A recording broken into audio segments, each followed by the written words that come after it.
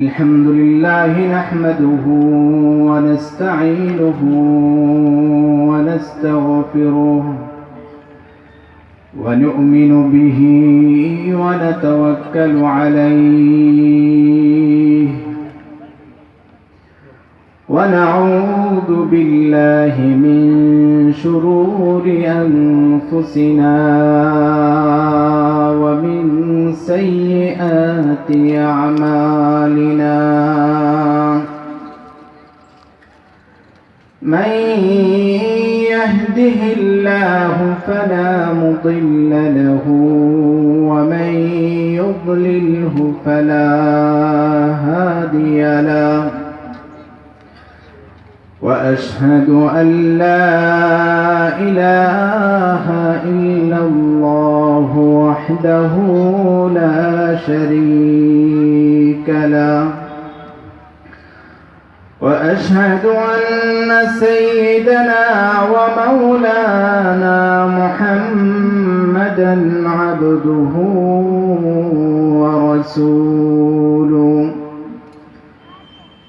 صلى الله تعالى عليه وعلى آله وأصحابه وبارك وسلم تسليما كثيرا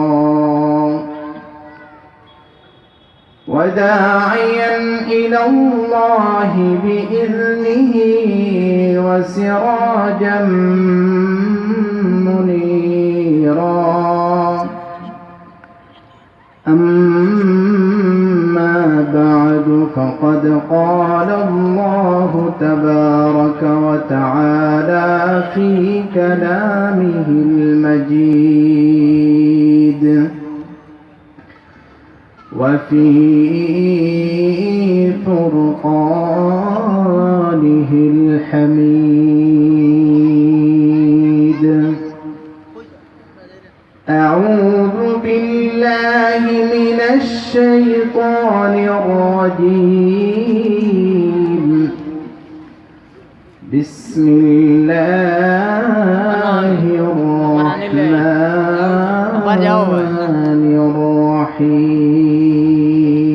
الرحيم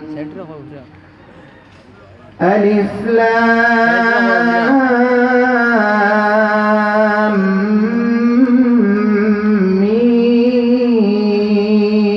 ميم ذلك الكتاب لا ريب فيه هدى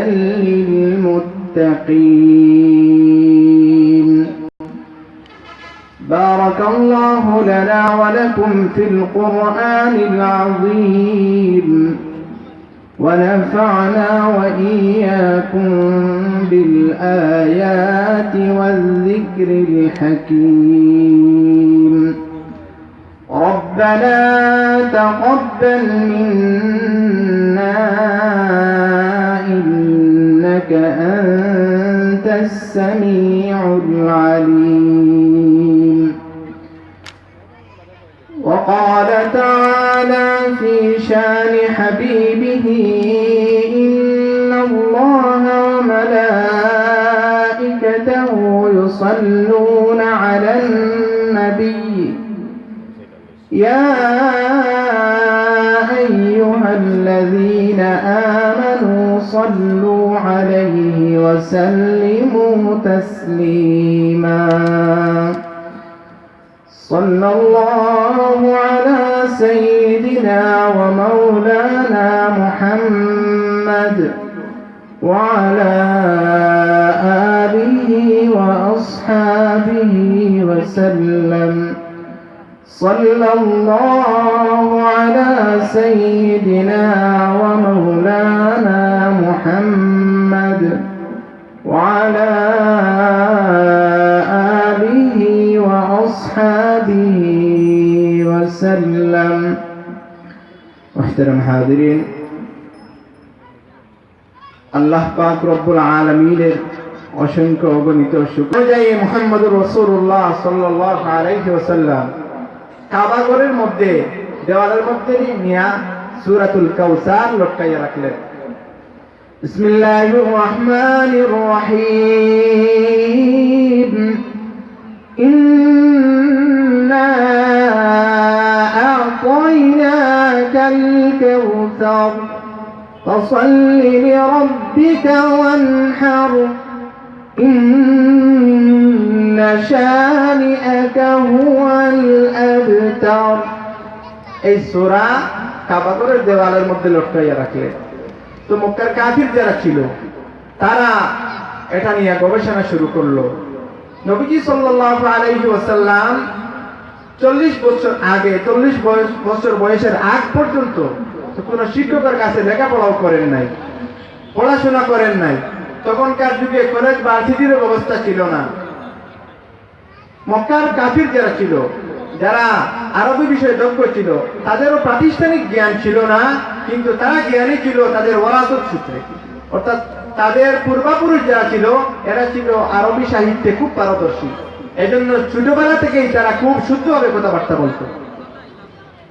এই হিসাবে আরবি যারা ছিল তারা এমনি আরবি ভাষায় খুব পাণ্ডিত্য ছিল তাদের।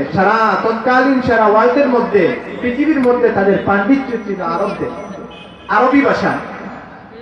তারা বিভিন্নভাবে আপনার এই কবিতার প্রতিযোগিতা করত, কবিতার আসর বসাইত। নবীজি সাল্লাল্লাহু আলাইহি ওয়াসাল্লাম কোনদিন তাদের এগুলোতে অংশগ্রহণ করেন নাই যে নবীজি এগুলো থেকে কবিতা শিখবে। নবীজি বিদেশেও কোথাও পড়ার জন্য যান নাই। আমার ভাইরা মুস্তাহবাব, আরব যারা ছিল তাদের তৎকালীন যুগেও আরবি সাহিত্যের উপর তাদের খুব দখল ছিল, খুব যোগ্যতা ছিল। তখন তারা সূরাতুল কাউসার নিয়ে গবেষণা শুরু করলো যে সূরাতুল কাউসার এটা কবিতা, এটা পদ্য নাকি গদ্য তারা ফিকির করতে করতে কোনো কিনারায় পৌঁছতে পারে না। কেননা যদি পাঠ হয়ে থাকে তা পাঠের বাক্যের শেষে কোনো মিল থাকে না। কিন্তু সূরাতুল কাউসারে আমরা দেখি অনেকটা কবিতার মতন, যে প্রতি আয়াতের শেষে মিল আছে। ইন্না আ'তাইনাকাল কাউসার ফাসাল্লি লিরাব্বিকা ওয়ানহার ইন্না শানিআকা হুয়াল আবতার। ওয়াক্ফ যদি পড়া হয়, শ্বাস চালিয়ে যদি পড়া হয়, তাহলে দেখা যায় প্রতি আয়াতের শেষে সাকিন হয়। এটা কবিতার মতন দেখতে মনে হয়। কিন্তু কবিতার নিয়ম হলো যে দুইটা লাইন মিলে একটা পংক্তি হয়।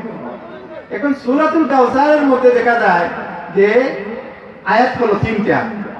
তো মনে করলাম প্রথম দুই আয়াত একটা পংক্তি, ইন্না আ'তাইনাকাল কাউসার ফাসাল্লি লিরাব্বিকা ওয়ানহার, দুইটা লাইন মিলে একটা পংক্তি। কিন্তু ইন্না শানিআকা হুয়াল আবতার এক আয়াত, এক লাইন, কিন্তু কবিতা তো পরিপূর্ণ হয় না। এখন আবার তারা বলবে যে এটা গদ্য, এটা পাঠ, কিন্তু দেখা যায় দেখতে কবিতার মতন, কারণ প্রতি আয়াতের শেষে সাকিন হয়। এখন তারা অনেক চিন্তা ফিকির করলো, কিন্তু এটার তো জবাব দিতে হবে। যদি জবাব দিতে না পারে তাহলে সমাজে মুখ দেখাইতে পারবে না। এখন তারা তাদের অন্যান্য যারা আছে তাদের সহযোগী তাদেরকে সমবেত করলো, করিয়ে গবেষণা করলো, করে তারা কোনো কুল কিনারে পৌঁছতে পারে না। আল্লাহ পাক রব্বুল আলামিনও চ্যালেঞ্জ ঘোষণার সময় বলেছেন, ওয়া ইন কুনতুম ফি রাইবিন মিম্মা নাযালনা আলা আবদিনা ফাতু বিসূরাতিন মিন মিসলি। আল্লাহ পাক রব্বুল আলামিন বলেন, ওয়াদউ শুহাদাআকুম মিন দুনিল্লাহ। অর্থাৎ তোমাদের সহযোগী যারা আছে, শুধু তোমরা না হয়, তোমাদের একবারে সারা পৃথিবী মিলে, অর্থাৎ তোমরা একবারে খ্রিস্টান হো, ইহুদি হো, অন্যান্য যত ধর্ম আছে সবাই মিলে তোমাদের একে অন্যের সহযোগী, সবাই মিলে চেষ্টা করে দেখো যে পবিত্র কালামের একটা সূরার মতো সূরা বানাইতে পারো কিনা। তারাও তাদের সহযোগী যারা আছে একে অন্যের সাথে যোগাযোগ করে, কিন্তু তারা কোনো কুল কিনারে পৌঁছতে পারে না। তখন তারা কি করলো, যে কাবা ঘরের যে সূরাতুল কাউসার লেখা আছে এর শেষে তারা একটা লাইন লিখে আসলো, ইন্না আ'তাইনাকাল কাউসার ফাসাল্লি লিরাব্বিকা ওয়ানহার ইন্না শানিআকা হুয়াল আবতার। আর এরপরে তারা লিখে, লাইসা হাযা কালামুল বাশার। সুবহানাল্লাহ। তারা বলতেছে কি, যে লাইসা হাযা কালামুল বাশার, তারা বলতেছে যে এটা মানুষের বানানো কোনো কালাম নয়। বলে সুবহানাল্লাহ, আল্লাহু আকবার। দেখেন তারা এমনি বলে যে এটা মুহাম্মদের বানানো কথা, কিন্তু যখন ফিকির করতে লাগছে তখন দেখা যায় বলে যে এটা তো মানুষের বানানো কোনো কালাম হইতে পারে না, এটা মানুষের বানানো কালাম নয়। তারা লিখে আসছে কি লাইসা হাযা কালামুল বাশার। এখন আপনারা বলেন যে এই চ্যালেঞ্জে আল্লাহ পাক রব্বুল আলামিন ঘোষণা করছেন, এর মোকাবেলায় কাফেররা বিরাটভাবে পরাজিত হয়েছে, পরাজয় বরণ করেছে। আমার ভাইরা, দোস্ত আহবাব, এই হলো আল্লাহর কালাম। যুগে যুগে মানুষ চেষ্টা করেছে এই কালামকে বিকৃত করার জন্য, কিন্তু সম্ভব হয় নাই। একবারে সারা পৃথিবী থেকে যদি কালাম মুছে দেওয়া হয়, কিন্তু আপনারা দেখেন আল্লাহ পাক রব্বুল আলামিন তার কালামের হেফাজত কিরকম ভাবে করেছেন, যে মুসলমানদের লক্ষ লক্ষ ছেলে হাফিজে কোরআন, মেয়ে হাফিজে কোরআন, মাত্র মনে করেন 30 জন হাফিজে কোরআন হইলে 1 ঘন্টার ভিতরে 30 পারা কোরআন লিখে দিতে পারবে। যদি সারা দুনিয়ার ইহুদি খ্রিস্টানরা কোরআনকে মুছে দেওয়ার চেষ্টা করে, তারা কোরআনের নুসখা জ্বালাইতে পারবে, আর অনেক জ্বালাইছে, নদীর মধ্যে ফেলছে, কিন্তু মুসলমানদের সন্তানের কল্পের মধ্যে যে কোরআন আছে এই কোরআন তো মুছতে পারবে না। কতজনকে হত্যা করবে তারা? এজন্য যুগে যুগে চেষ্টা করেছে, কিন্তু তারা ব্যর্থ হয়েছে। আমেরিকার একজন বিজ্ঞানী, সে অনেক গবেষণা করছে কোরআন নিয়ে, কোরআনের অসংখ্য অগণিত নুসখা একত্রিত করছে যে কোরআনের মধ্যে নিয়ে একটু ভুল ভ্রান্তি বাহির করা যায়।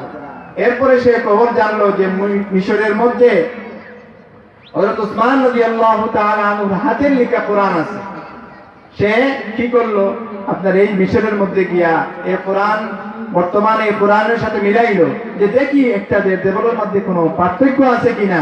যদি পার্থক্য পাওয়া যায় তাহলে আমি ঘোষণা করে দিব যে মুসলমানদের হাতে যে কোরআন, এই কোরআন বিশুদ্ধ নয়।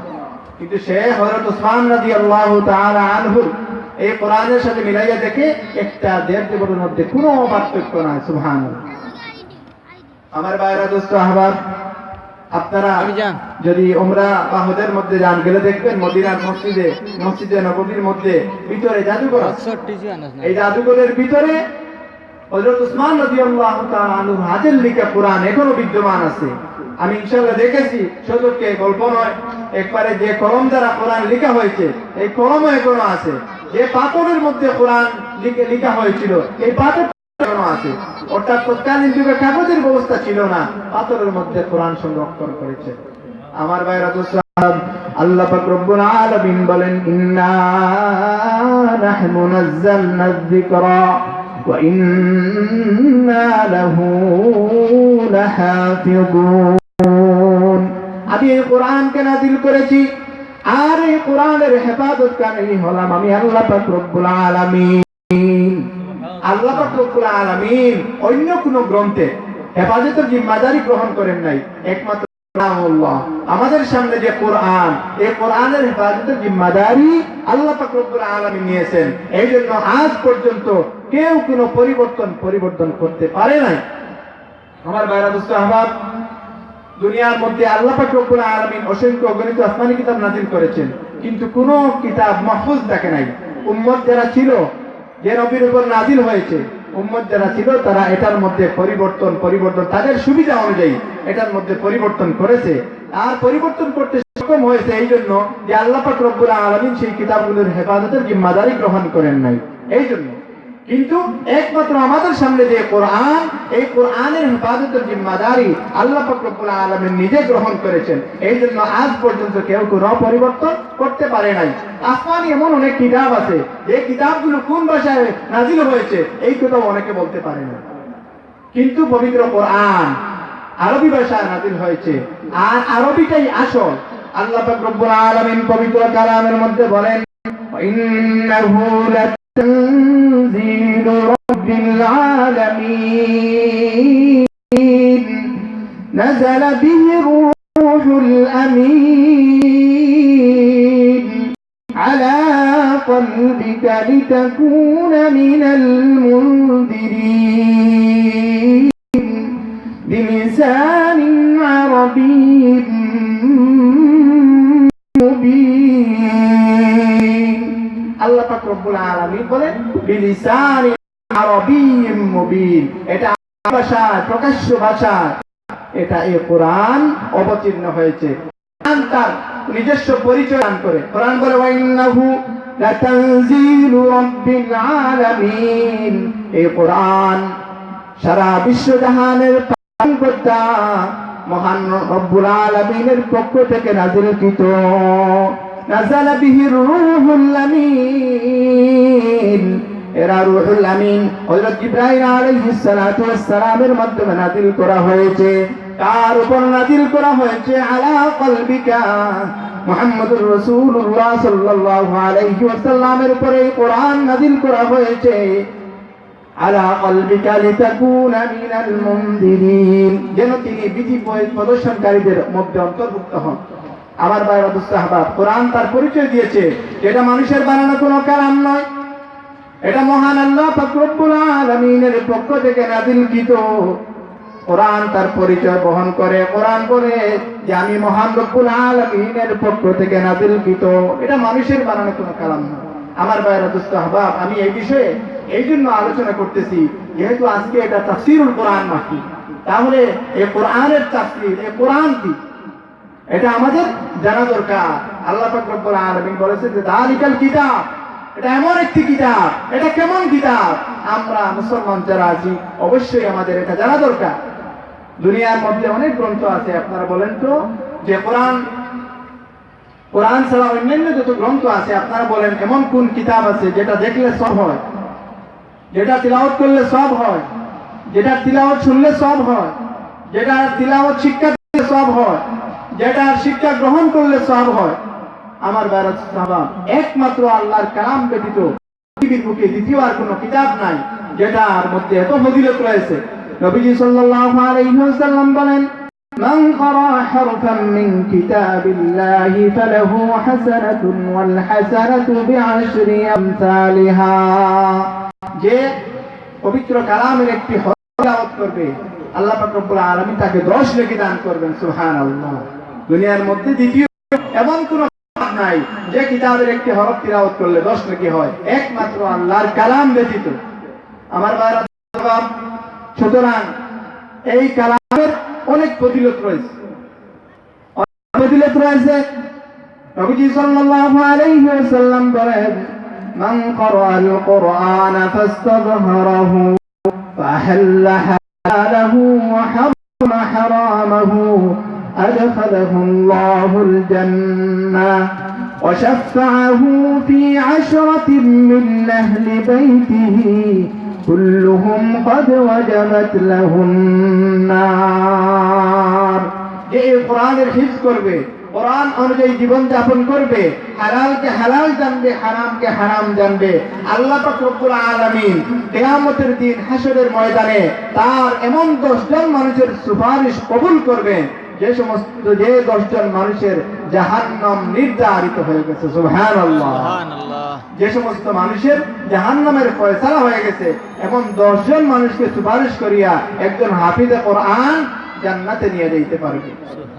অন্য হাদিসের মধ্যে নবীজি সাল্লাল্লাহু আলাইহি ওয়াসাল্লাম বলেন, মান ক্বারাআল কুরআন ওয়া আমিলা বিমা ফীহি ألبس والداه تاجا يوم القيامة ضوءه أحسن من ضوء الشمس في بيوت الدنيا لو كانت فيكم فما ظنكم بالذي عمل بهذا। নবীজি সাল্লাল্লাহু আলাইহি ওয়াসাল্লাম বলেন, যে হাফিজ কোরআন পড়ার পরে, কোরআন মুখস্থ করার পরে কোরআন অনুযায়ী জীবন যাপন করবে, আল্লাহ পাক রব্বুল আলামিন কিয়ামতের দিন তার মা বাবাকে এমন আলোকিত এবং স্বর্ণের টুপি দান করবেন যে টুপি মাথা দেওয়ার পরে সমস্ত হাসরের মাঠ আলোকিত হয়ে যাবে। হাসরের মাঠের মধ্যে মানুষ একে অন্যকে জিজ্ঞাসা করবে, ও কোন ব্যক্তি আসতেছেন? যেমন দুনিয়ার মধ্যে মন্ত্রী এমপিদের গাড়ির বহর যায়, প্রধানমন্ত্রীর গাড়ির বহর যায়, কয়েকটা গাড়ি যখন একত্রিত ভাবে যায় তখন মানুষ জিজ্ঞাসা করে এই গাড়ি দিয়ে কে যাইতেছেন। ঠিক তেমনি ভাবে হাসরের মাঠে সবাই তাকিয়ে থাকবে হাফিজে কোরআনের মা এবং বাবার দিকে। সবাই একে অন্যকে জিজ্ঞাসা করবে ও কোন ব্যক্তি আসতেছেন। উত্তর দেওয়া হবে অমুক হাফিজে কোরআনের বাবা, অমুক হাফিজে কোরআনের মা আসতেছে। সুবহানাল্লাহ। বলা হয় যে এই সূর্য আমাদের থেকে কোটি কোটি মাইল দূর থেকে যে আলো দেয়, এই আলোয় সারা দুনিয়া আলোকিত হয়ে যায়। কিন্তু এই সূর্যকে যদি একটা গোড়ার মধ্যে আবদ্ধ করে রাখা হয়, সূর্যের যে আলো হবে, এই আলো কিয়ামতের দিন আল্লাহ পাক রব্বুল আলামিন হাফিজে কোরআনের মা বাবাকে যে টুপি দান করবেন, এই টুপির সামনে সূর্যের আলো অন্ধকার হয়ে যাবে। সুবহানাল্লাহ। আমার ভাইরা, এই যে শুধু তাফসীরুল কোরআন মাহফিল করলে চলবে না, আমাদেরকে হাফিজে কোরআনের মা বাবা হতে হবে, আলিমের মা বাবা হওয়ার চিন্তা ফিকির করতে হবে। আর ভাইরা, আমি আবার আলোচনার মধ্যে চলে যাই। যে বিষয় আলোচনা করতেছিলাম যে এটা মহান আল্লাহ রব্বুল আলামিনের পক্ষ থেকে নাযিলকৃত কোরআন। এখন কথা হলো, আল্লাহ পাক রব্বুল আলামিন পবিত্র কোরআনের মধ্যে বলেছেন হুদাল লিন-নাস। এই যে কোরআন কি জন্য বলে? এটা হচ্ছে মানুষের হেদায়েতের জন্য। এই কোরআনটা হচ্ছে মানুষের হেদায়েতের জন্য, সারা দুনিয়ার মানুষের জন্য হেদায়েত। এই কথার মধ্যে কোনো সন্দেহ নেই। আল্লাহ পাক রব্বুল আলামিন অসংখ্য অগণিত মাখলুকাত সৃষ্টি করেছেন। আল্লাহ পাক রব্বুল আলামিন চন্দ্র সূর্য সৃষ্টি করেছেন, গাছপালা সৃষ্টি করেছেন, পশু পাখি সৃষ্টি করেছেন, আসমান সৃষ্টি করেছেন। এই সবগুলো সৃষ্টি করার পরে আল্লাহ পাক রব্বুল আলামিন পবিত্র কালাম নাযিল করিয়া বলেন হুদাল লিন-নাস। আমি এই কোরআন নাযিল করেছি দুনিয়ার মানুষের হেদায়েতের জন্য। আর ভাইরা, দোস্ত আহবাব, আল্লাহ পাক রব্বুল আলামিনের মাখলুকাত শুধু মানুষ নয়, মাখলুকাতের অভাব নাই, অসংখ্য অগণিত মাখলুকাত। আল্লাহ পাক রব্বুল আলামিন কোরআন নাযিল করিয়া এই কথা কেন বললেন না? চন্দ্র সূর্যের হেদায়েতের জন্য আমি কোরআন নাযিল করেছি, গাছপালার হেদায়েতের জন্য কোরআন নাযিল করেছি, পশু পাখির হেদায়েতের জন্য কোরআন নাযিল করেছি। আল্লাহ পাক রব্বুল আলামিন কথা বলিয়া শুধু মানুষকে নির্দিষ্ট করলেন হুদাল লিন-নাস। আমি এই কোরআন নাযিল করেছি মানুষের হেদায়েতের জন্য। আমার ভাইরা, দোস্ত আহবাব, মানুষ আশরাফুল মাখলুকাত। দুনিয়ার মধ্যে যত মাখলুকাত আছে, অন্য কোন মাখলুকাত আশরাফুল মাখলুকাত নয়, সৃষ্টির শ্রেষ্ঠ অন্য মাখলুকাত নয়। সৃষ্টির শ্রেষ্ঠ হলো মানুষ, মানুষ হলো আশরাফুল মাখলুকাত। এই জন্য আল্লাহ পাক রব্বুল আলামিন বলেন হুদাল লিন-নাস। আমি এই কোরআন নাযিল করেছি মানুষের হেদায়েতের জন্য, চন্দ্র সূর্যের হেদায়েতের জন্য নয়, গাছপালার হেদায়েতের জন্য নয়, পশু পাখির হেদায়েতের জন্য নয়। এই কোরআন নাযিল করেছি মানুষের হেদায়েতের জন্য। কি জন্য? চন্দ্র সূর্যের হেদায়েতের প্রয়োজন নাই, গাছপালার হেদায়েতের প্রয়োজন নাই, পশু পাখির হেদায়েতের কোনো প্রয়োজন নাই। কি জন্য? তারা সৃষ্টি করা থেকে নিয়ে আজ পর্যন্ত আল্লাহর নাফরমানি করে নাই। চন্দ্র সূর্যকে আল্লাহ পাক রব্বুল আলামিন সৃষ্টি করা থেকে নিয়ে হুকুম দিয়েছেন সময় মতো উদিত হওয়ার, সময় মতো অস্ত যাওয়ার। আমরা দেখতেছি ছোটবেলা থেকে নিয়ে আজ পর্যন্ত সূর্য উদিত হতে একটা মিনিটও দেরি হয় নাই, সূর্য অস্ত যাইতে একটা মিনিটও দেরি হয় নাই। এই জন্য সূর্যের জন্য হেদায়েতের প্রয়োজন নাই। সূর্যকে আল্লাহ পাক রব্বুল আলামিন হেদায়েতের উপর চলার জন্য বাধ্য করে দিয়েছেন। সূর্যেরও হেদায়েতের প্রয়োজন। আল্লাহ পাক রব্বুল আলামিন ওয়াশ-শামসু তাজরি মুস্তাকাররিন লাহা যাকা তাকদীরুল আজিজিল আলীম। সূর্যের জন্য হেদায়েতের প্রয়োজন, কিন্তু কোরআনের প্রয়োজন হয় নাই। সূর্যের জন্য হেদায়েতের প্রয়োজন হয় নাই। আল্লাহ পাক রব্বুল আলামিন সূর্যকে হেদায়েতের উপর চলার জন্য বাধ্য করে দিয়েছেন। সূর্য কখনো আল্লাহর নাফরমানি করবে না, চন্দ্র সূর্য কখনো আল্লাহর নাফরমানি করবে না, গাছপালা পশু পাখি যারা তারা কখনো আল্লাহর নাফরমানি করবে না। আমার ভাইরা, দোস্ত আহবাব, মানুষকে কেন হেদায়েতের প্রয়োজন হয়? এই দুনিয়াটা মানুষের জন্য আল্লাহ পাক রব্বুল আলামিন পরীক্ষার হল বানাইছেন। এই জন্য মানুষকে হেদায়েতের প্রয়োজন হয়। পরীক্ষার হলের মধ্যে যেমন ভাবে যারা পাস করবে তারাও লেখার সুযোগ পায়, যারা ফেল করে তারাও লেখার সুযোগ পায়, যারা সারা বছর ক্লাসে বসে না, রীতিমতো লেখাপড়া করে না, তারা ওই স্কুলের ক্লাসের মধ্যে, মাদ্রাসার ক্লাসের মধ্যে পরীক্ষা দেওয়ার সুযোগ পায়। আমার ভাইরা দোস্ত আহবাব, এই দুনিয়াটা আল্লাহ পাক রব্বুল